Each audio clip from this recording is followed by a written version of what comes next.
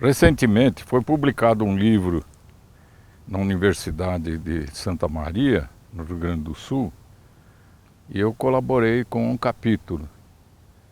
E o capítulo chama A Aventura dos Eucaliptos. Porque é uma história muito bonita, né? Os eucaliptos. Mas essa história que eu me refiro é a que foi traçada pelo Edmundo Navarro de Andrade. Então, na época do Edmundo Navarro de Andrade, e muitos anos depois, até 1960, as sementes que eram colhidas para plantios no Brasil eram sementes de pequena base genética. Quer dizer, eram colhidas lá na Austrália de um número de 1, 2, 3, no máximo 5 árvores, que era tudo utilizado esse material botânico e da semente para pesquisa botânica. Não era estabelecida uma linha de sustentabilidade da população. Então, aqui no trabalho de Navarro de Andrade, principalmente em 1949, é que começa a grande preocupação. O que estava ocorrendo com o eucalipto no Brasil? Nós tínhamos muitos materiais heterogêneos, o rendimento volumétrico era baixo, porque a semente não tinha qualidade. E a semente era fornecida por quem? Pela Companhia Paulista de Estradas de Ferro. O IPEF assumiu a produção de sementes da Companhia Paulista e fez um levantamento de todo o arquivo que existia disponível na Companhia Paulista. E aí nós verificamos que eram 1, 2 árvores colhidas na Austrália que formavam as parcelas que o pessoal do IPEF colhia, né? Então, aí entra o termo sustentabilidade, que hoje é a base de tudo.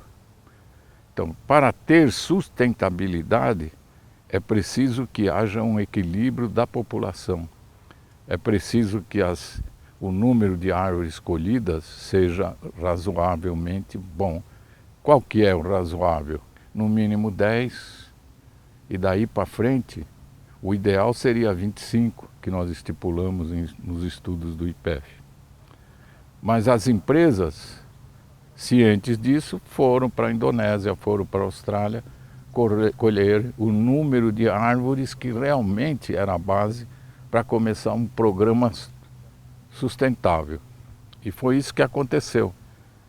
Quer dizer, nós começamos a instalar populações oriundas da Austrália, oriundas de outros países, né? Aqui em Anhembi. E essas populações nos revelaram muita coisa. Primeiro, que era preciso um estudo botânico bem apurado, porque às vezes a gente estava trabalhando com uma coisa que não... Por exemplo, Eucalyptus orophylla era uma coisa que não era classificada e havia problema na utilização, porque aqui era usado como nome de alba, né? E era de uma parcela só, existente em Rio Claro. Então, essa sustentabilidade passou a ser um programa bem profundo nas empresas, porque cada vez que nós avançávamos para uma área ecológica desconhecida, tinha necessidade de ter uma população base com sustentabilidade para aquela área, ou para poder ter uma adaptação bem avaliada.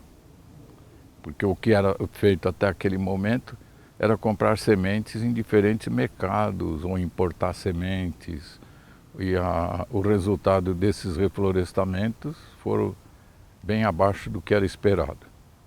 Bom, e com isso apareceu então a formação de pomares, que é aqui onde nós estamos, quer dizer, propagar árvores superiores dessas populações para produzir sementes intercruzadas entre árvores superiores mesmo.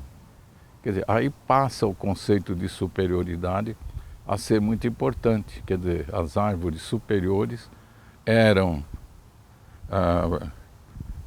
propagadas vegetativamente, num espaço isolado em que não haveria possibilidade de polinização exterior. Tudo isso por quê? Porque era a sustentabilidade que nos interessava. Porque havia essa possibilidade. E a outra possibilidade também, que hoje não se fala muito, mas que é muito importante. Quando uma espécie tem uma distribuição geográfica muito grande, ela tem ecotipos que são especiais para determinados ambientes. E isso nós começamos um estudo muito grande na UIPF para determinar quais ecotipos seriam importantes para o Brasil, né? E aonde eu iria buscar esse material para manter a sua pureza genética daquele material naquela condição geográfica. Esses ecotipos nos levaram a uma série de espécies hoje. Se não me engano, o último levantamento que eu fiz, havia mais de 40 espécies de eucaliptos disponíveis para serem adaptadas em diferentes regiões ecológicas. Regiões onde havia geada, regiões onde o solo era limitante, regiões onde a profundidade do solo ou o clima, tudo isso nós cobrimos com esse material, que era obtido através do próprio governo da Austrália. Não era só a empresa que ia lá coletar, a empresa coletava o que ela necessitava no momento. E para nós o que acontecia é que o governo australiano nos fornecia amostra de vários ecotipos existentes na Austrália. E nós testamos esse material. Uma amostra disso é a Estação Experimental de Anhembi, né? Que tem todo um patrimônio desse material muito grande. Agora, por que conservar isso? Porque hoje é uma decepção grande minha ver que foi resolvido o problema da silvicultura clonal, a propagação da árvore vegetativamente. Então hoje o que uma empresa interessa saber é quantos clones plantar. E mais nada. E essa tecnologia é propagada rapidamente, milhares, milhões de hectares são plantados, mas acontece o seguinte, a doença não espera isso, o inseto não espera isso. Se houver problema de doença, problema de inadaptação ou problemas futuros, essas populações bases são o único recurso genético que uma empresa deve ter para ir buscar material novo, material básico para poder continuar o seu trabalho. E isso é importantíssimo. E no IPF é uma crítica minha, que trabalhei 40 anos, né? Que esses estudos pararam. Agora, graças ao Paulo, parece que nós estamos voltando a manejar essas populações base, a jogar essas populações em diferentes áreas ecológicas. E tem outro lado também. Eu, pelo menos, estou sendo consultado para tudo isso. Já se pergunta se tem eucalipto para serraria. Já se pergunta se tem eucalipto para laminação. Eu acho que o que foi feito para celulose e papel e para lenha é uma coisa. Agora, para serraria, para laminação, para outros fins, painéis, tudo, tem que ser nessa população base que nós vamos buscar o material. Tem que ser, não tem outro jeito. Então é isso mais ou menos o que eu levanto, que cada empresa deveria se preocupar em manter nas suas áreas de plantio pelo menos algumas populações base que podem ser um recurso futuro muito importante. Ou então tem que ter ligação com uma instituição de pesquisa como o IPF, que procura jogar essas populações base nas áreas ecológicas mais importantes para, numa necessidade, ter o recurso genético ali. Vai ser difícil voltar à Austrália e coletar material como foi na fase anterior.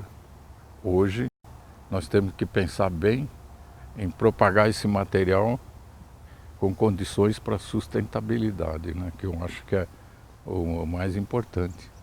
Então, hoje a gente sente que começaram a aparecer insetos e doenças que eu não sei se na população base elas seriam tão importantes. Pode até ser, mas há recurso para seleção e recurso para trabalho. Eu acho que se eu for falar mais, então vou ficar